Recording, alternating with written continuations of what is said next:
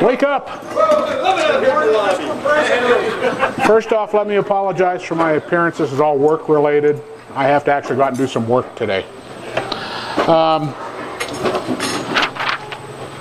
Could I ask Samantha Rowe to do the inspiration for us?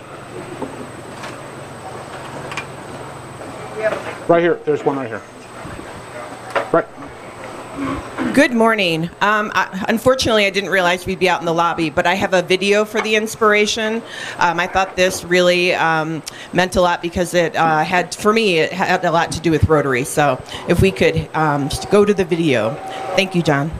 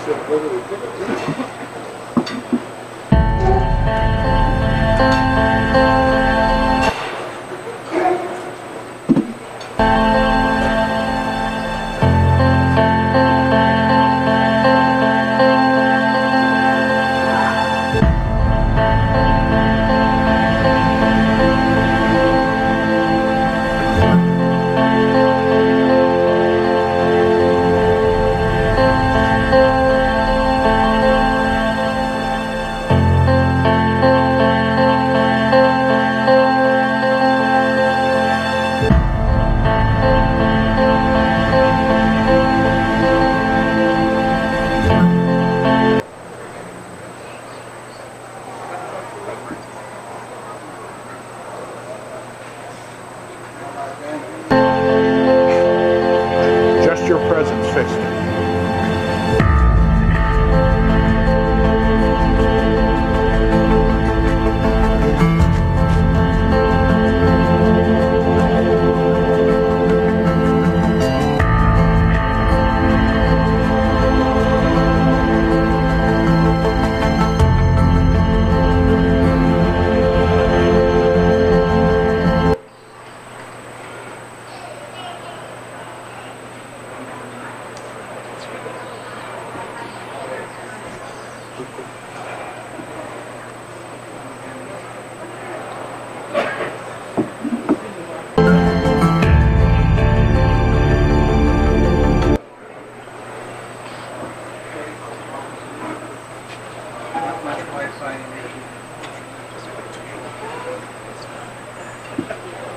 Is this dial-up, John?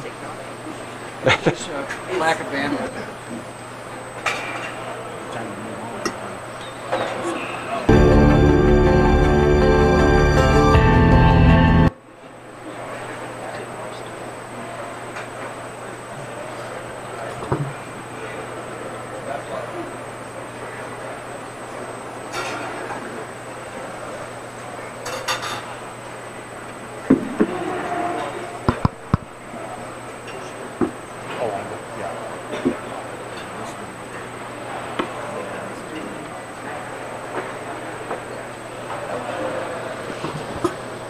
Since this is sticking, I think basically what this turns out is it's Frida Kahlo. And so she went through all this and ended up becoming a really famous artist.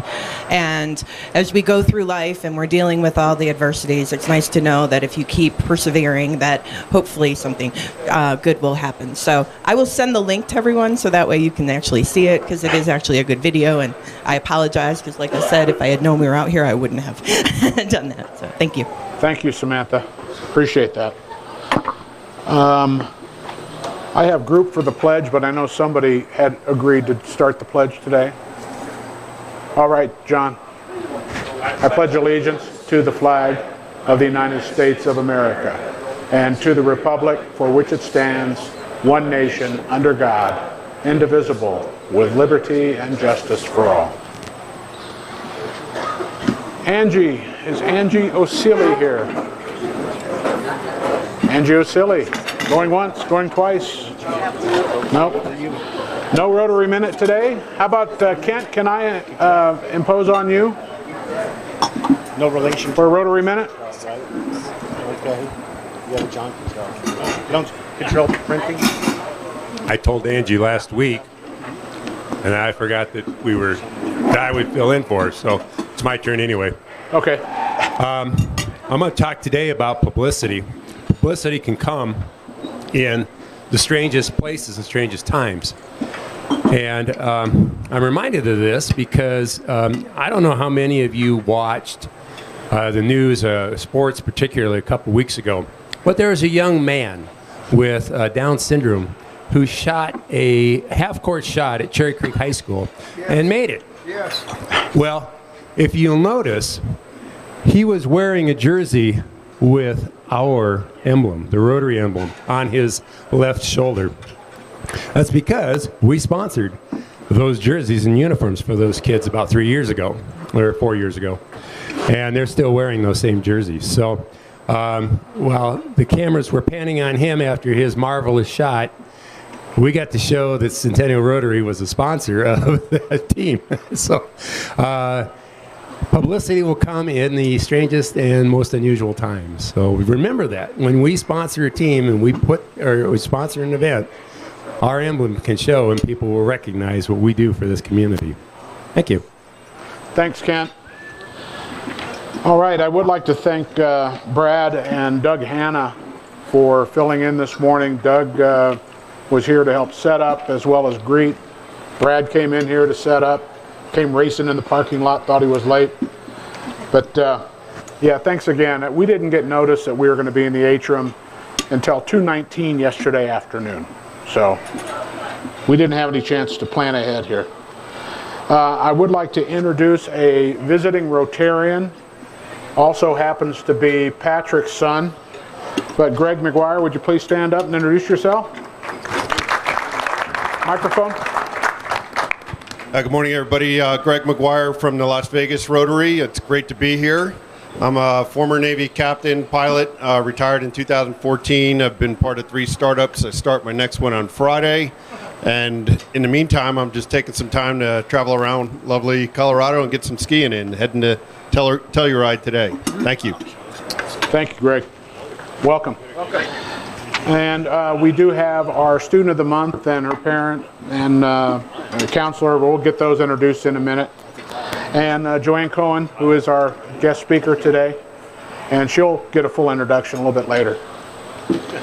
So with that, can I get John Bellum to introduce our student of the month? Grab a microphone and come on up and introduce.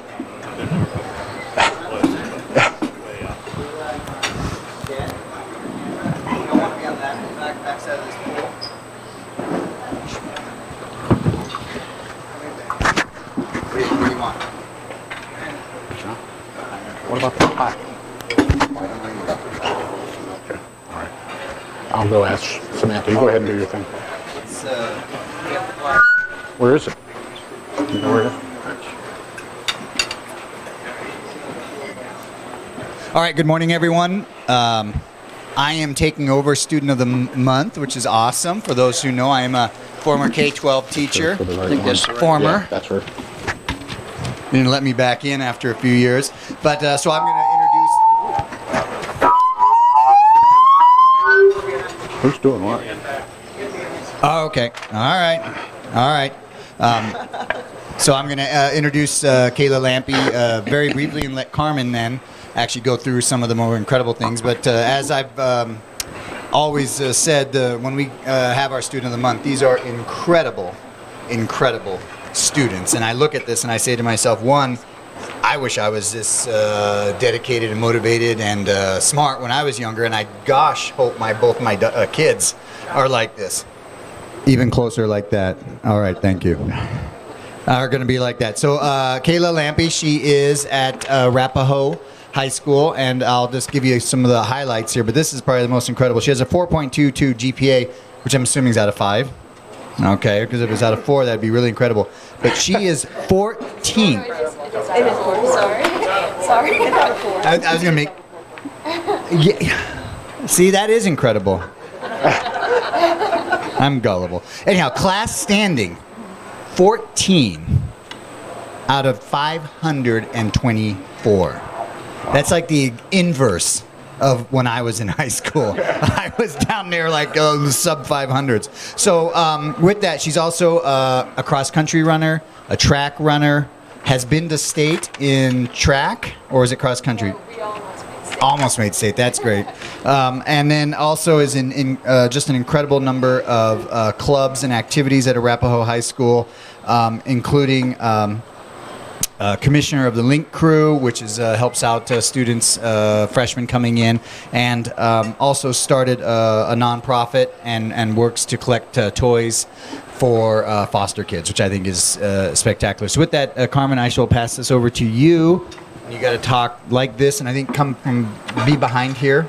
Okay, so we'll be behind here. And when you come, we'll let you say a few words. But you have to be Good behind morning. here, I guess. I think Happy New Year. I don't think I saw everyone in January. I can't remember. No. Oh, it is January. It is January. Oh, Happy New Year then. it's been a You day. didn't see us in December, is what it was. December, that's what it was. Okay, so Kayla Lampy, she's not in my alpha as Closer. the last few students haven't been, but her counselor, Ms. Zimmerman, sent me a really nice blurb about her that I'd like to read. Kayla is an outstanding young lady. She is one of the kindest, sweetest souls I work with. She always goes out of her way to make everyone feel welcome. Kayla was one of the very first students I met when I came to Arapahoe last year. She came up to me and introduced herself and told me that I knew her cousin, a student I had worked with at my last school. She exudes this kindness in so many domains in her life, including her work as a commissioner in Link Crew, attending mission trips, tutoring students, and serving as president of the Arapahoe chapter of National Honor Society. An excellent student and athlete, Kayla runs both cross-country and track for our school while maintaining an outstanding GPA. As an open enrollment dominant school, Kayla leads and coordinates freshman orientation and shadow days in partnership with one of our assistant principals, as well as providing tours to transfer students. It has been a privilege working with her the last 2 years. Congratulations. Congratulations. Go ahead and present it. All right, let's. Introduce your father first. Come on. I'm sorry, but because of the weird thing, we have to have you over here. Otherwise, we get a screeching thing. I'd like to introduce Mr. John Lampy. Say hello. Hello. Thanks for having us today. And Kayla, come over here and let you have a few words. Yeah. Thank you so much for giving me this award. It's a real honor. I really appreciate it. Excellent. All right, with that. Are you in the photos usually too? Okay. I don't need this. I don't need this. You present it. Go ahead. So with that, we'll come over here. We have this, Kayla. Do you want a photo or no? Sure.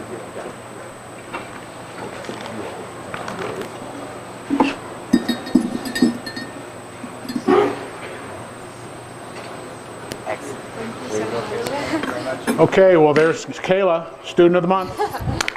Thank you, folks.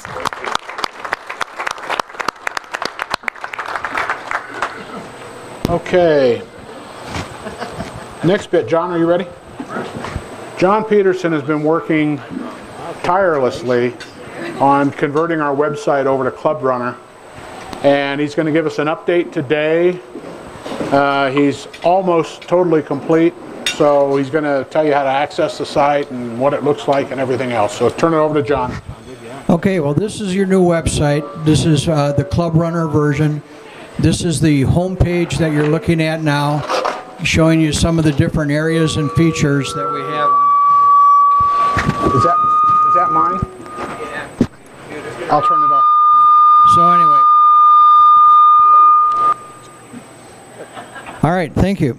So this is showing you some of the areas on the home page, and now we're going to the different areas. We have about our club meetings, everything. If it's changed or a new venue will be there. We have advertising there with, and we can add more. Club directors. There's the meeting responsibilities that we have each week and the service hours that our club has put in. Now, if you go up there to About Us, you'll see the history of the club, talking about who we are and what we do, where we came from, our outstanding Rotarians, our charter members, our Paul Harris fellows, and the club history of each president and the people that were on his board. Calendar shows you the event, prime timers in green, club meetings in yellow, board meetings in brown. Prime timers will give you a page with all their information and news. Water Rico, it'll show you what we're doing there.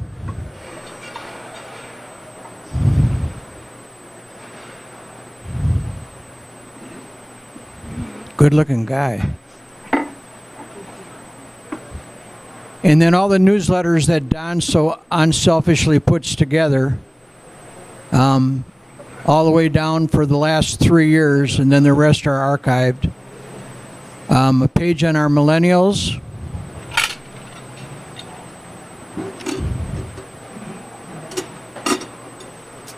Our meeting videos that we post every week that you can use for makeups.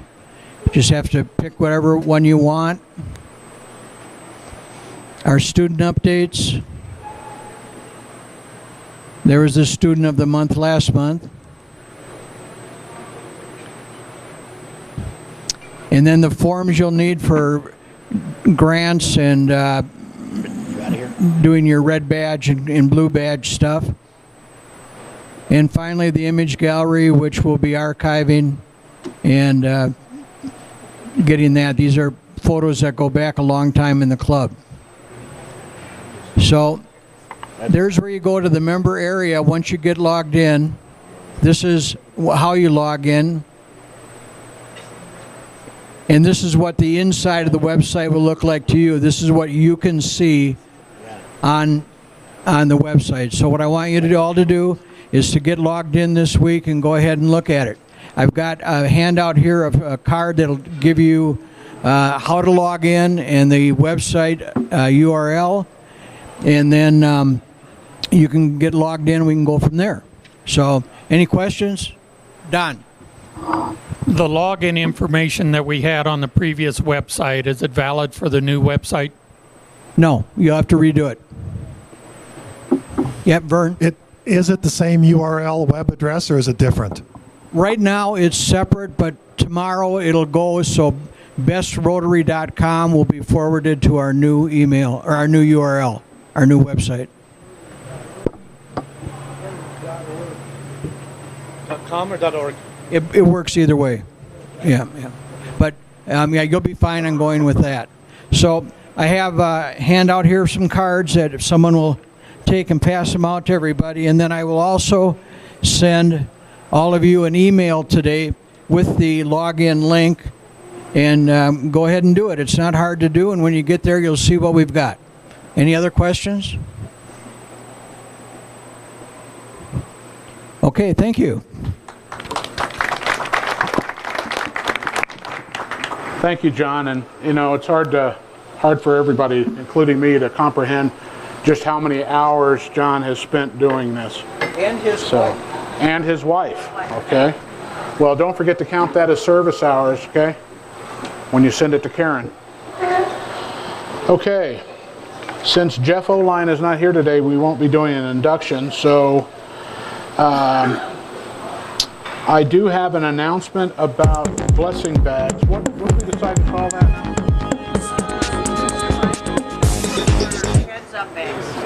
Okay, yeah, we're changing the name from blessing bags to like survival bags or hands up bags, something like that, because some people thought it had a religious connotation. Go figure.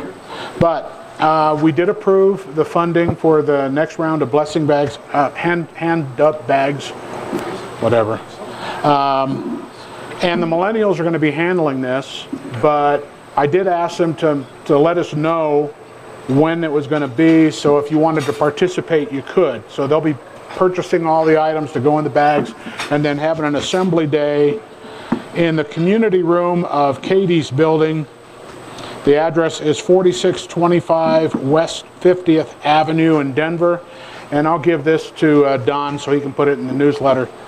And they plan on ordering pizza when people get hungry. So that's going to be on the 17th of February at 2:30 p.m.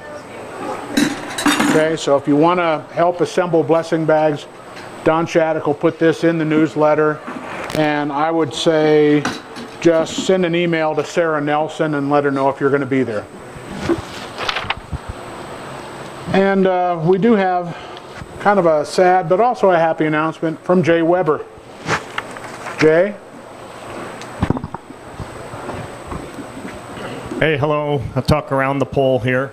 Come on up here, Jay.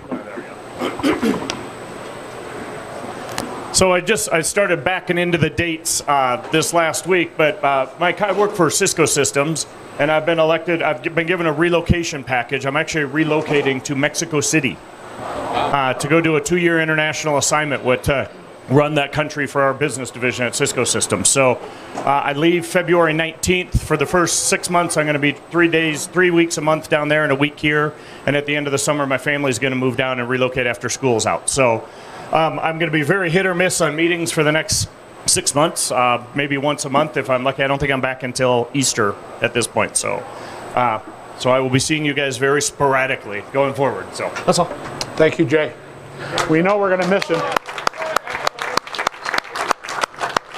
How do you say this stinks? Okay. How do you say this stinks? Do we have any other business announcements that need to be covered? Yes, Roxy. Do we have a microphone? There was one. Thank you. I just wanted to give you an update on Cherry Creek School District and the Rotary situation with them for youth exchange students.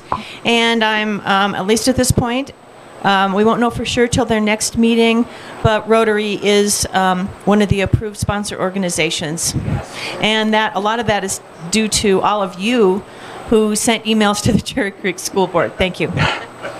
Thanks, Roxy. That's good news. Okay, do we have any travel gifts? Oh, go ahead, Samantha. Morning, everyone. So, as some of you have probably realized, we have lost one of our members, Jessica Regan, and she was the chair of the opioid committee for this year. We have 2 education symposiums coming up in March 11th and March 12th. And we need a champion in order to make sure that everything goes as expected. We are partnering with Arapahoe Library District, so they're doing a lot of the work. It's already scheduled. We'd already have a room. They're going to be helping with advertising, etc. But if anyone is interested, please let me know, because I would like to take my time to prepare for next year instead of focusing on, the opioid symposium. But so if anyone's interested, please let me know and we'll talk and get that started for March. Thanks. Thanks, Samantha. And please, Ken, you're going to take it over? Was that you? No, I'm not volunteering, but I thought you were. I saw a hand go up. Hey. No, that's. I think I'm going to be out of town for the. I'm going with Jay to Mexico. So, is it my turn? Yes, please. As you know, the RI president was here last week, Barry Rassin, and there was about 500 people at the Marriott in Lone Tree. Give a very motivational speech. One thing that he did chat about was that internationally, Rotary has lost 300,000 members in the last year. Our district and our club is very, very healthy. So one of his messages was to get out there and sell ourselves and tell everybody what we do. But John Peterson and John Bellman, his wife, and I were there. We were kind of shamed a little bit because most clubs had tables and we did not have a table. People were asking us where in the hell the rest of our members were. So next year, let's make it a point in January to have the club sign up. It's a very good event. John Peterson was giving out cards for Puerto Rico to everybody that had a faint heartbeat. So to advance that, it's a good opportunity to kind of connect and chat with other Rotarians. So it was a good evening. So hopefully next year we'll get a whole table. Thank you. Okay. Good morning. I just wanted to mention State of Our City. As many of you know, April 17th is the scheduled date for the event. We'll be having a conference call on Thursday. The information was sent out. In your Otery pamphlet that you have on your table, you'll see that it has the information there. So if you have any questions, let me know.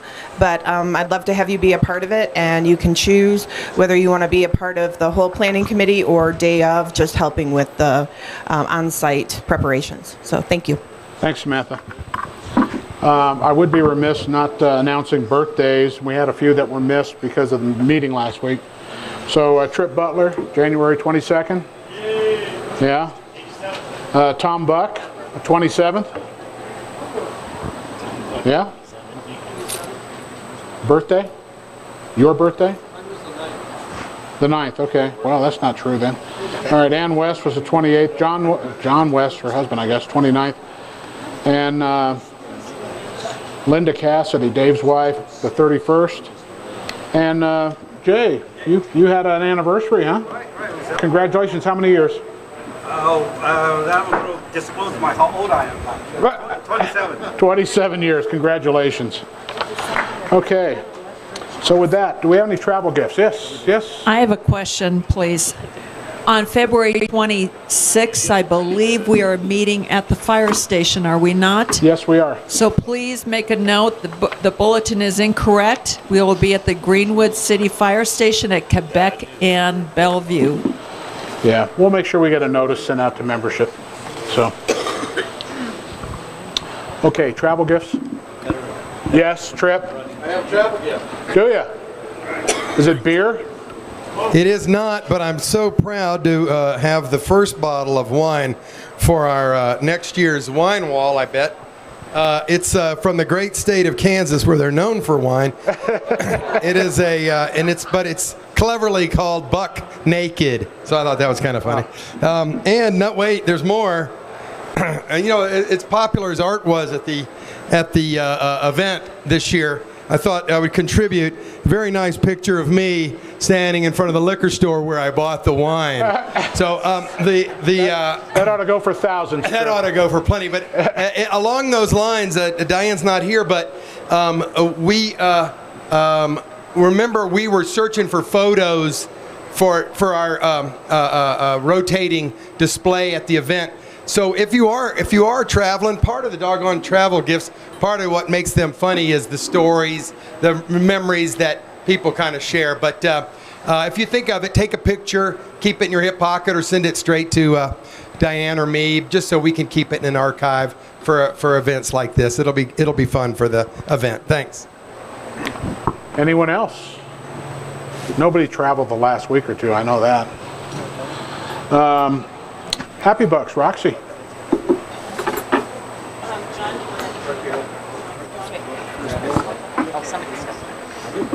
Okay, today's Happy Box.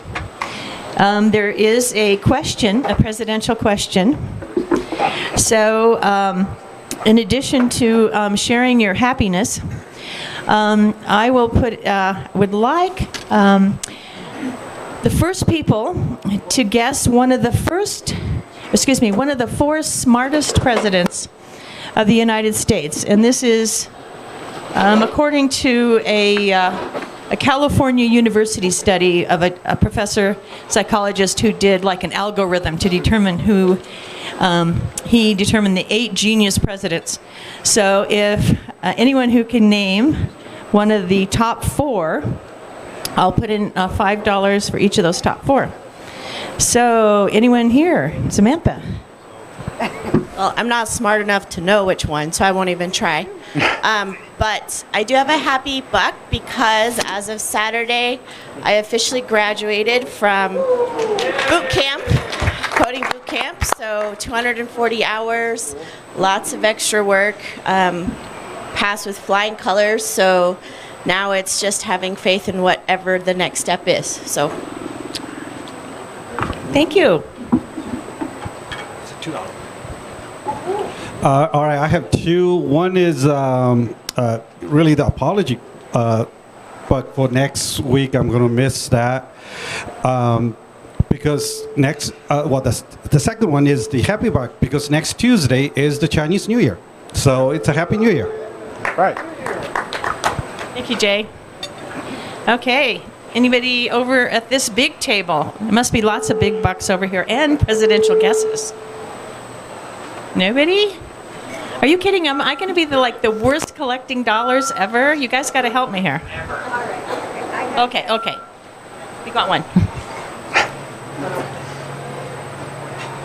I'm going to guess that Abraham Lincoln is one of the top 4. I'm sorry, but no. But I'll take your dollar. I'll take an IOU guess. I'm going to double my odds by saying Roosevelt. Roosevelt. No.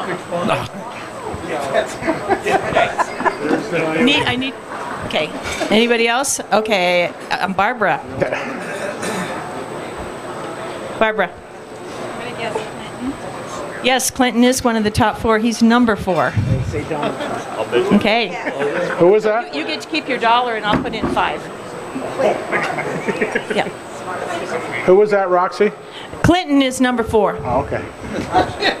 Yes. Oh, another one. Well, it was the California studies. John Fitzgerald Kennedy. Yes. JFK is number 3. Roxy. John Adams. The first. No. Sorry. Woodrow Wilson. No. He set it up for you. I have 2 happy bucks. One, because I love all the snow that we've been having. And the second one, I know. Well, I did. I had to go to Hobbs, New Mexico, where my dad, we thought he had a stroke. But turns out he was dehydrated. But that was a crazy quick trip, 22 hours driving. So anyway, my guess is going to be George Washington. I'm sorry, but no. I'll have a happy buck. I was up skiing, surprise, surprise, but at the X Games, and they are crazy up in Aspen. That's where they do the extreme sports and everything. And I will guess George W. Bush. No. Sorry. Oh, okay. Patrick.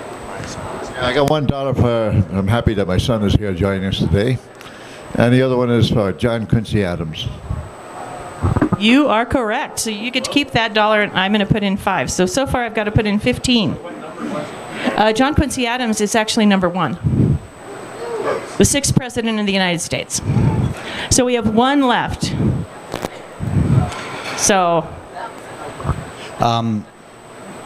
I'll get to the president. Do you pay for the president? Do you have to pay an extra $1 for the president, or can you just squeeze him in with the $2 that I have?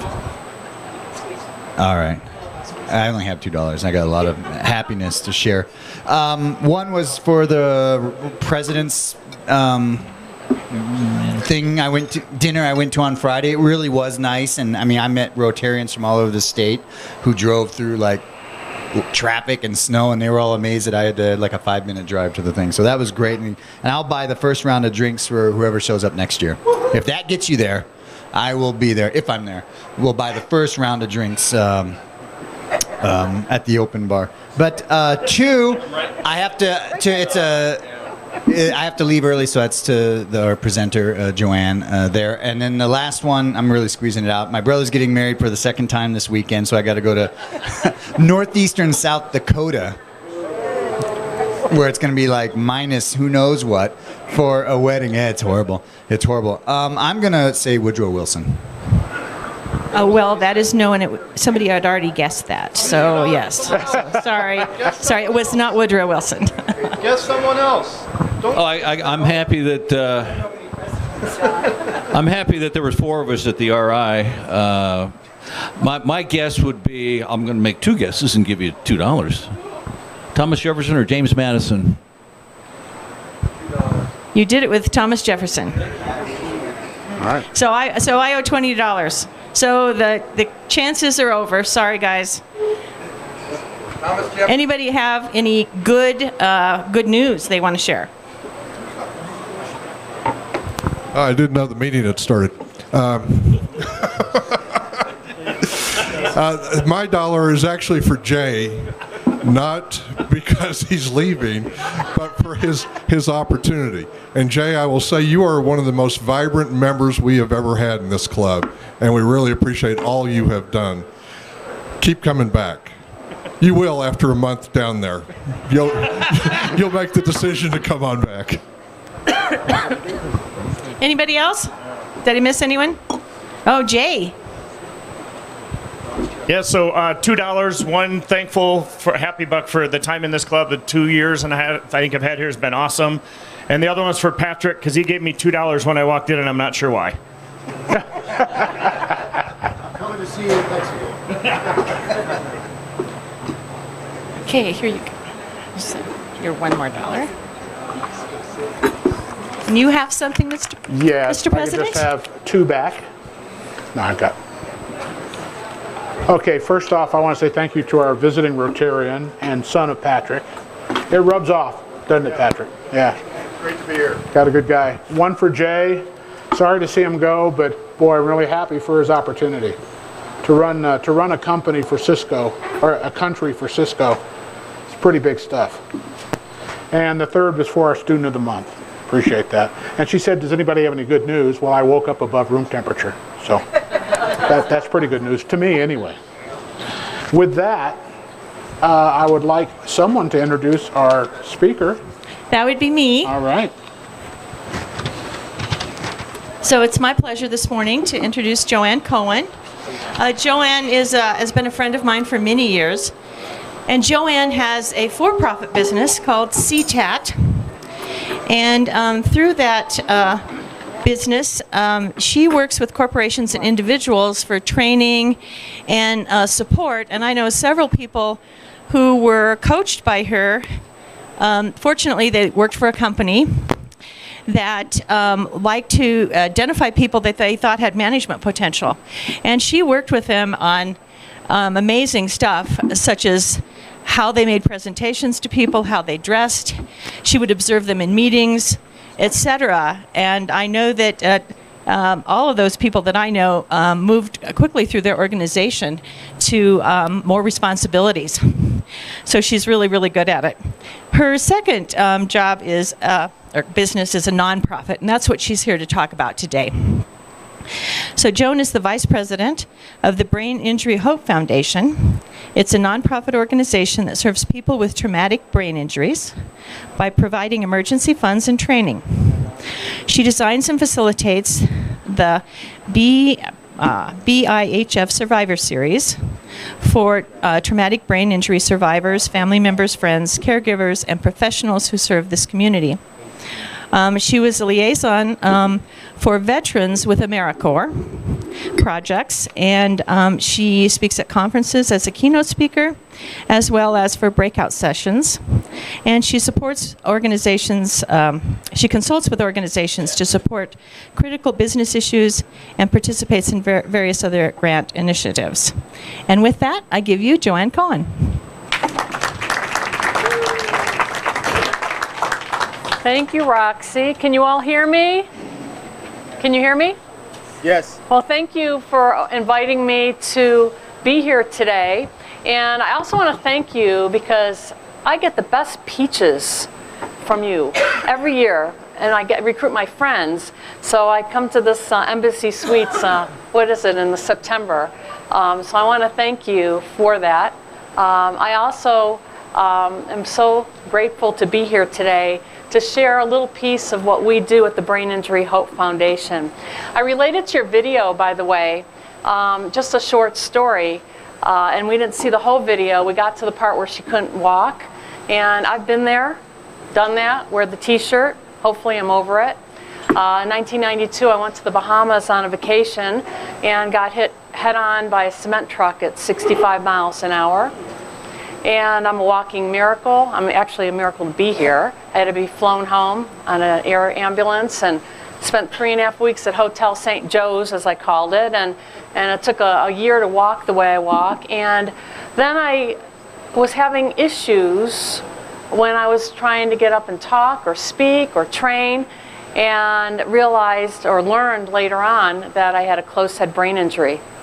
So what I do in this organization, the Brain Injury Hope Foundation, is a passion of mine. It's near and dear to my heart, and I like it because we get money so that we can give it away. We can give it away to people who are going to get kicked out of their homes, their apartments, who are going to be taken to court, and we can write them a check, and then they can have the court date canceled. That just happened. It's a good day for me when I can write a check to somebody and put it in the mail. And I usually, when I get the application and we approve it, I drive it to the post office because I know what the needs are. It's people like you and me that get knocked out of their life, and sometimes I'll say I'm highly functioning until I'm not. And people with brain injury, I know so many incredible people in the community, and some can get back to their life and in a way where they can earn income, and others are really struggling. They go on SSI and SSDI, Social Security Disability Income. Some people aren't even able to work again. And then some people, it's the whole spectrum. Mild, moderate, and severe traumatic brain injury. I wanted to just give you some astounding statistics just to frame it for here in Colorado. I looked this up because I wanted to share this with you. Colorado ranks 9th in the nation of fatalities due to TBI and 13th in the nation of hospitalizations due to traumatic brain injury, or TBI. Almost 5,000 individuals are hospitalized and nearly 1,000 die due to a TBI in Colorado each year. 23,500 emergency room visits each year due to a TBI, traumatic brain injury. Males are twice as likely to sustain a traumatic brain injury as females. And the age groups are typically, and this doesn't mean, I was 37 when I had my first one, and I got rear-ended 3 times in 2014 and had 2 other concussive events. So I'm standing here, and really it took me a long time to get back to where I am right now, because a concussion is a brain injury. Your brain's like jello. It's something called coup contra coup. You get hit from behind and it goes forward and backward, and it causes another brain injury. So the age groups are 15 to 24 and 65 plus with the highest risk. It's also a risk once you have one brain injury that most people I know of one have multiple. And when I had the first one, I didn't think I was going to have multiple. From 92 to 2014, I didn't. And then, I don't know, I must have had a hit me sign on the back of my car because I got rear-ended in May, June, and August. So distracted drivers, right? And then each year, 2,200 individuals continue to experience disability 1 year after hospitalization from traumatic brain injury. Just to give you the leading causes, what do you think the leading causes are for brain injury? Slip and fall, that's number 1. Falls are 47%. What else? Snowboarding. Yeah, that would be under the other. Motor vehicle accidents are 14%. When you're struck by or against, it's 15, yes? Skiing. Yeah, these are in the other. That would be the 13%. The snowboarding, the skiing, those types of accidents. Assaults are about 11%. And so I just wanted to give you those astounding statistics and let you know there's a huge brain injury community here in Colorado that we serve. And this organization, I'm going to show you a video. We are sought out by Consumer News. When my business partner and I first were approached 2 years ago to take over the leadership of this organization. And I'll show you an 8-minute of the 18 minutes in a little while. And this video will give you a high-level overview. When I first got into this, and I got into this, I was really drawn to this. Our for-profit business, you can't go out and get grants and donations and all that. With a nonprofit, that's exactly what we do. And we added a whole other part to what we do. Besides giving emergency funds for people who need food, there are people who can't eat. They don't have food to eat. They get a box of macaroni and cheese or potatoes or whatever, and I write checks to people so they can get good food. And I write checks to people. We have 2 partners where we can get refurbished computers, that we give computers to people so they can really be look for jobs or be in touch with the outside world. And we also have an organization that we work with, PRC, for refurbished furniture. So that's the whole emergency fund area. We added, when we came in, one of our specialties, my business partner and I, was CTAT, which is Coaching, Training, and Transformation. We had done this before. We wanted to bring back the Survivor Series. So last year, we brought back the Survivor Series. We actually found 3 funders, and we had 8 Survivor Series. This year, we've doubled our funders. I'm really, really excited about that. And we're planning from February all the way through October. And so I gave you a handout that really talks about this. This is like a lunch and learn type thing. And we pick topics based on what our community needs. And this first one is February 8th, and it's going to be the second Friday of every month. This doesn't cost anything for people with brain injury, family members, friends, professionals who serve them, caregivers. We're funded by grants, so people come to this. And we also provide a really healthy, good meal. We retain biscuits and berries because we have so many people that are gluten-free, dairy-free, salt-free, this free, that free. And we were serving pizza and salad for a long time. And then when I put the nutrition panel together, I didn't think that was such a good idea. So we started to work with biscuits and berries, and while it costs us more, and in terms of our grants, and we fund some of that too, it's really worth it because we're modeling the way. And I can tell when people, when they pile up their food high, which happens a lot, that they haven't eaten for a while, or this is their only meal of the day. And many people in our community are homeless. They're homeless because of what's happened. So we're really into, as our mission says on the flyer I gave you, education, awareness, financial assistance, and inspiration to those who have experienced a mild, and it's really mild to moderate traumatic brain injury. Now you might say, what's the difference between a traumatic brain injury and an acquired brain injury, ABI? An acquired brain injury, those are folks who have Parkinson's, stroke, MS, brain tumors. People get it, it's an acquired brain injury, and we're serving the traumatic brain injury community. However, everybody is welcome to come to, in terms of our emergency funds, because we're a small little organization with the funds, and everybody and anybody's welcome. In fact, all of you are welcome to attend, and you can see the dates. It's very inspirational. I recruit volunteers, most of the time my friends. Haven't gone after you yet, Roxy, but I recruit my friends, and I'll tell you, they come back. I need at least 6 volunteers for one of these, and people are chomping at the bit to come back because they're so inspired by what they see. And we had an average of 63 people each month, an average of 63, that sometimes 90 sign up or 80. And in this community, if they wake up and they've got migraines or they've got headaches or they're too exhausted, cognitive fatigue is like a #1 thing that we all go through, including myself. I did a huge workshop last week, and I've been in recovery until today. I feel good today.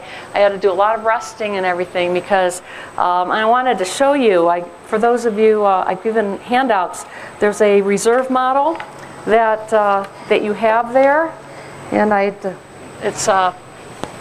wanted to gift this to you because how many of you know somebody that's got a traumatic brain injury? Yeah, so you've been affected too. People change, their personalities change. There's a lot of different symptoms, headaches and nausea and migraines and mood disorders and mood changes. And by the way, traumatic brain injury isn't mental illness. Sometimes people put that together as mental illness, and sometimes people have issues and they might go to do therapy or whatever, but it doesn't mean all of us with brain injury are mentally ill. It's not, it's a misnomer. So this is a limited capacity model, and even as we get older, as we age, and we have memory issues, whatever, this model I wanted to share with you because this was a big light bulb and aha moment for me. When I was saying to people, I can't remember something, the first thing people say is, oh, that happens to me too. And it really shuts down a person with a brain injury. Or, oh, it's because you're over 40. Or it's because of this, or it's because of that. Well, the truth is, if you look on the left here, A healthy brain has all this reserve. And to live your life, it's cognitive, emotional, and physical demands. So there's a reserve. So even if you get tired or you feel like you have some memory lapse, whatever, you've got some reserves to lean on. When somebody has a brain injury or multiple brain injuries, this one to the right, you can see there's a little slice of the pie. It's like an eighth of reserves. And it takes the rest of the pie for us to live our life. And so, for example, when I do a workshop like I did last week for a major corporation that Roxy was talking about before, you know, that I really don't plan in the weekend anything but fun. I don't do anything that's going to tax my brain because I'm exhausted. I sleep in, I do what I need to do so that I can get back up and get back into life. So this is a gift I want to give to you because if you know anybody that's got a brain injury and they complain to you, or it seems like a complaint, but they say they can't remember things, or they're talking and they can't forget where they are or where they were or whatever. In an empathetic way, we say, oh, that happens to me too, and that's, you know, we say that to support them, and really it doesn't support them, it shuts them down. I've talked to so many people in our community. So anyway, I'm really proud to be part of the Brain Injury Hope Foundation because we do good. We help people in my community and many of your communities. If any of you have had a traumatic brain injury in your lifetime, many of us are walking around with brain injuries and we don't know it because when we're kids we knock our heads, you know. So and I'll tell you, the number one reason is falls, and please be careful out there with the ice. I left very early this morning to get here for two reasons. One, because I've been in car accidents, and they said there was going to be ice on the road. I left at 5:30. I got here about at 6:15 or 6:20 because I wanted to take my time. And then I knew there might be ice out there. You just want to be careful when you're snowing, when you're shoveling. We recommend you wear a helmet. Now I know people would feel kind of funny and stupid in a helmet. I can't tell you how many people that we serve that have brain injuries because they fall, they hit the back of their head, and this is the hippocampus, which is your memory center. So I just wanted to educate you a tiny bit on brain injury and also about our foundation. And I'm looking at the time, so I've got an 8-minute video that I'd like to share with you. And is there a way we can go to the very beginning of this? It should be the beginning. Because this is the beginning. yeah, with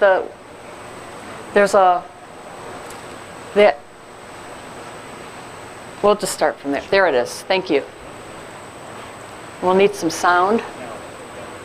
Sound, please. Thank you so much.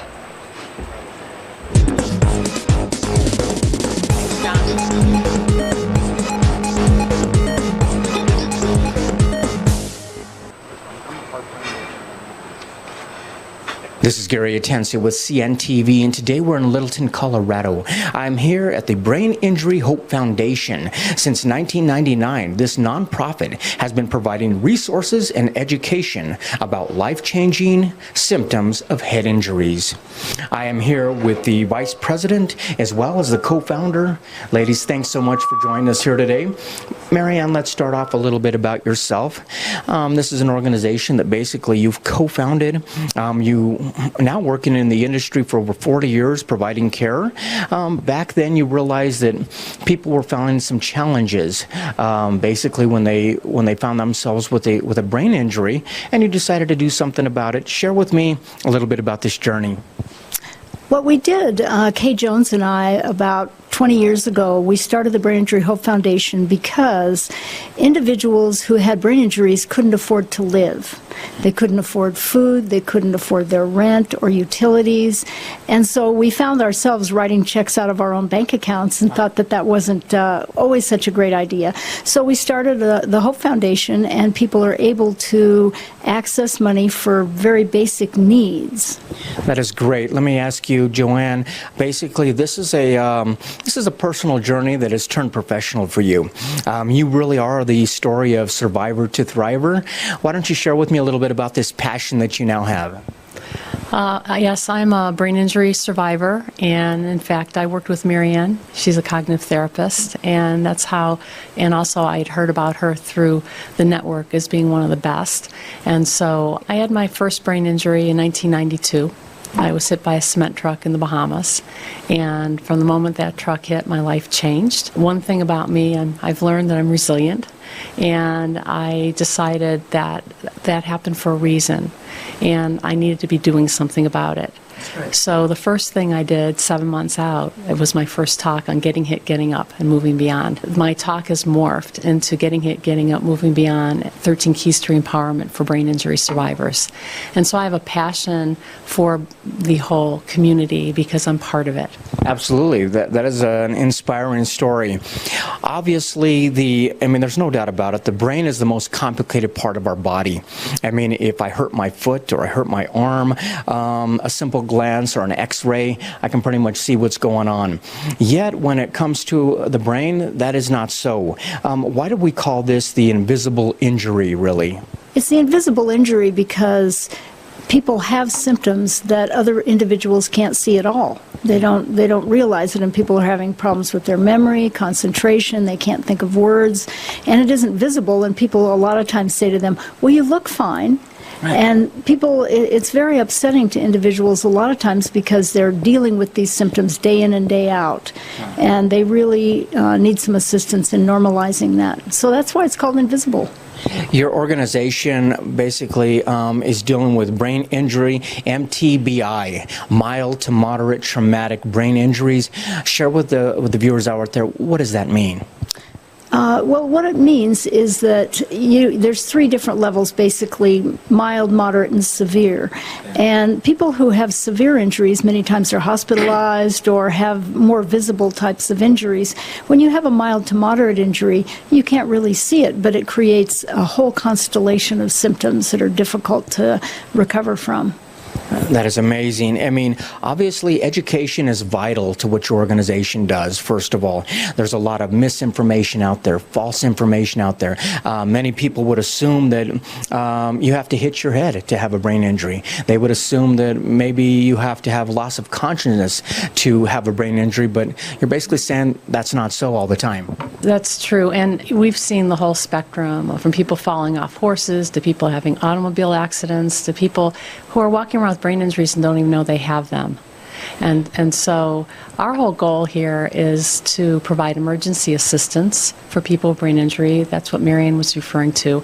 And my business partner and I, Gayan Brandenburg, who's the president and executive director of our organization now, we have a mission that we're adding to this, which is to provide the education and training through something called the Survivor Series. And we had been involved with the Survivor Series at another organization, and now we're looking for funding through grants, through donations, whatever, so we can put this together again. And the beauty of Survivor, in our heyday, we had 70 to 90 survivor professionals who served them and family members. And when we were doing this and we built up the reputation, we had 70 to 90 people that would show up for the Survivor Series. In fact, Marianne has been on some of the panels that we did. So we're really committed to emergency funds. We're also committed to providing education training. The greatest thing about this, though, it's not just about the education training. When people show up to this, it gives them a sense of belonging. It gives them a sense of connectedness. We give them a free meal. We give them a sense of that they fit into this. That sometimes people with brain injury don't feel they fit in anywhere. Nobody. You'll hear this with brain injured people. Nobody gets us. And when you walk into that room, it's a bunch of people who get each other. So it's multi-level in terms of the value for what we're doing. And that's why this is such a passion for me. And we're really chomping at the bit to get some more funds so that we can resurrect this and add this to our repertoire. While we're healing, although life goes on, bills need to get paid. It's very hard to cope with some of this that's going on. Share with me how the emergency financial funding is definitely a critical part as well. Yes, absolutely. If people don't have the money to eat properly, their brains can't heal right. If they don't have a place to live, if they don't have the money to pay their rent, then it's really much harder to recover. And that's why we chose that is our mission. For those out there that want to donate not only on a volunteer board or from a financial perspective, how do they do that? You can go to the website, and there's a donation link that you can donate through. You can find a place to send a check. We have an address, and many people donate that way. Or sometimes people donate, just like they want to donate a car or something, and we can convert that. Take a look at the bottom of the screen right there. You're going to see their website once again. Check out the About page there. This will explain exactly why the organization exists. You can also take a look at the volunteer staff, the board they've got there as well. A lot of people who are coming together to provide really coaching, training, transformation for people out there who are going through this life-changing event. This is an organization that began back in 1999. That is the Brain Injury Hope Foundation. Surviving to thriving. This is Gary Atensa with CNTV, and if you don't know, now you know. Thank you. If you don't know, now you know. So, believe it or not, the Remax network has been no good. Can you hear me now? Good. I should be on that commercial. Anyway, now you know. If you didn't know, now you know. And we were really honored and flattered when they sought us out to do this piece. And since then, we did resurrect the Survivor Series, and we went from 3 funders to 6 this year, including the Denver Cherry Creek Rotary Club. I spoke there 2 years ago. And in fact, their president actually was an audiologist. He got on one of our panels and saw what we do, and they reached out to us and said, we want to support one of your Survivor Series again this year. So we're really excited about that. So I'm here to answer questions. I know that I've got up to 20 minutes, I was told, and I have some thank you notes that I wanted to share with you if we have time. But I want to really, we have time? I want to address any questions you might have about the Brain Injury Hope Foundation, about brain injury. Yes?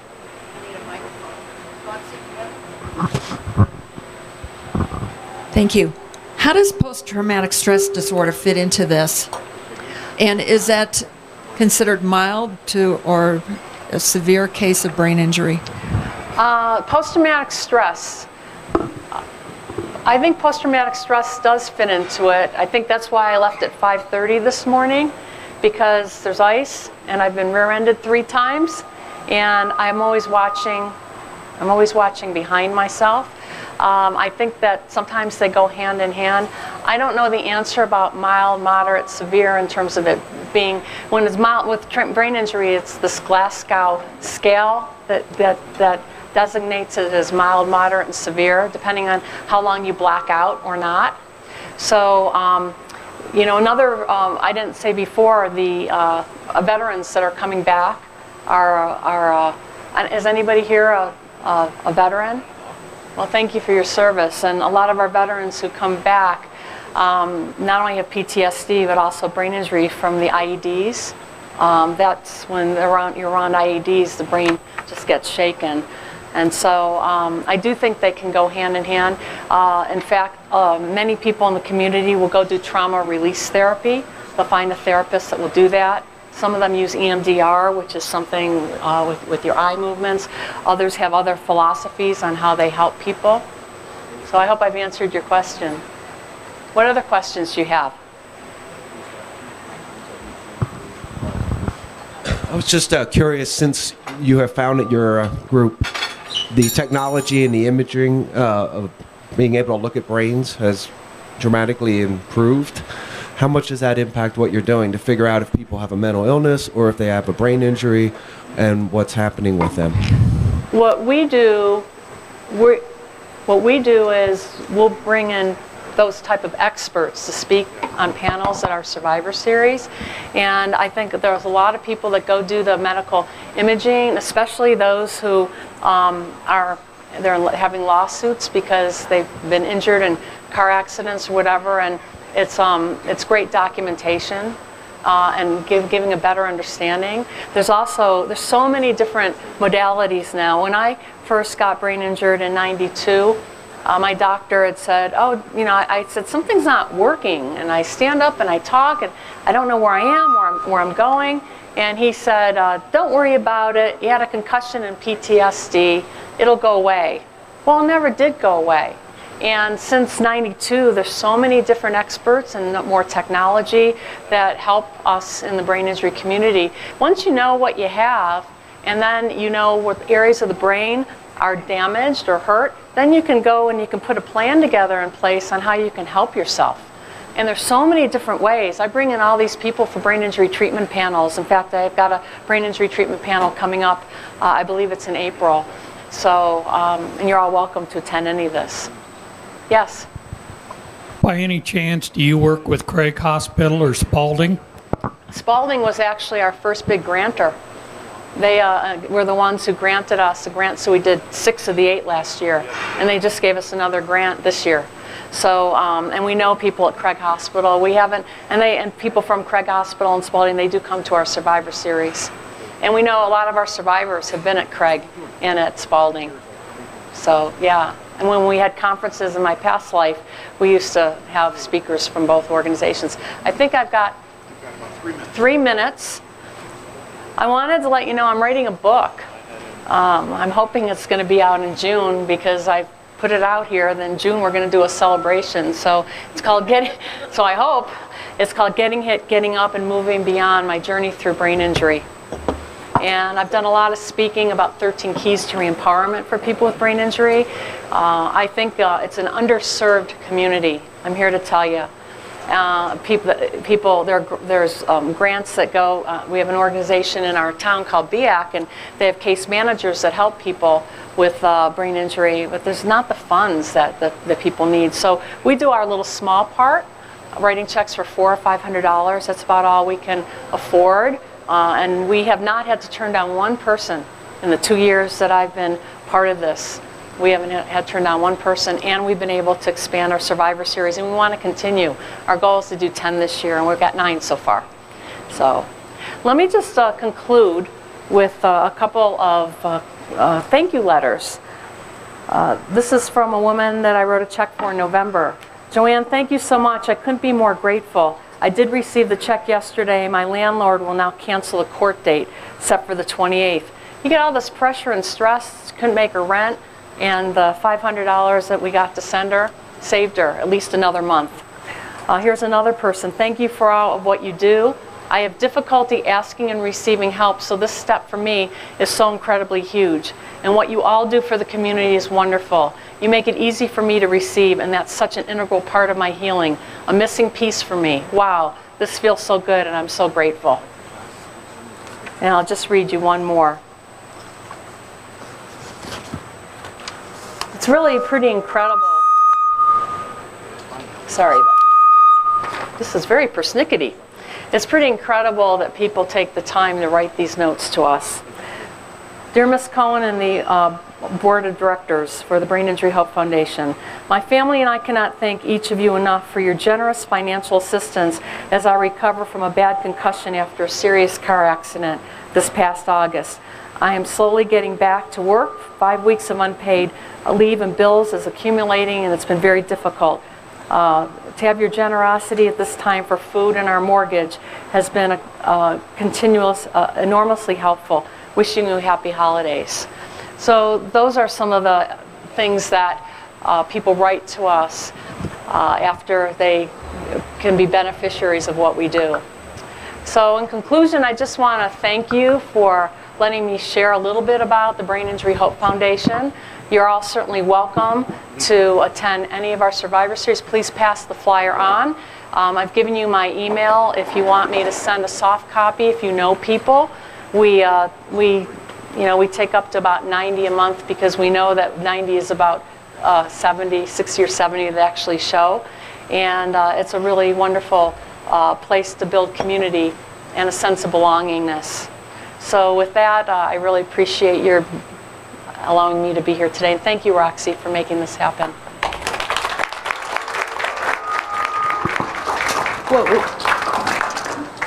Thank you, Joanne. Sorry about it being crowded up here, but we're not done with you yet.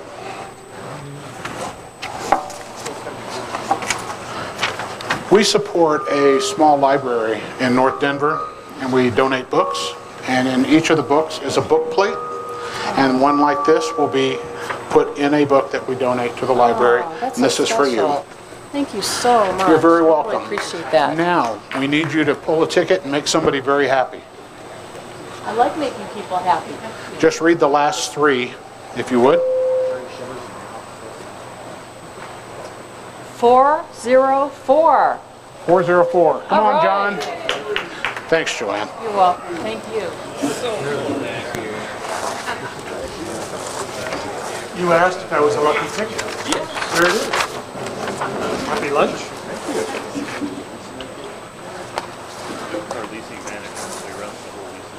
Oh, no. This is a trusting organization. Oh, that will go higher.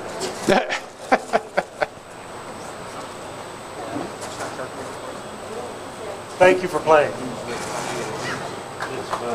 All right. Boy, I've never seen so much sorrow in people's faces when somebody loses. Okay, with that, would you join me in the thing we think, say, and do? Is it the truth? Is it fair to all concerned? Will it build goodwill and better friendships? Will it be beneficial to all concerned?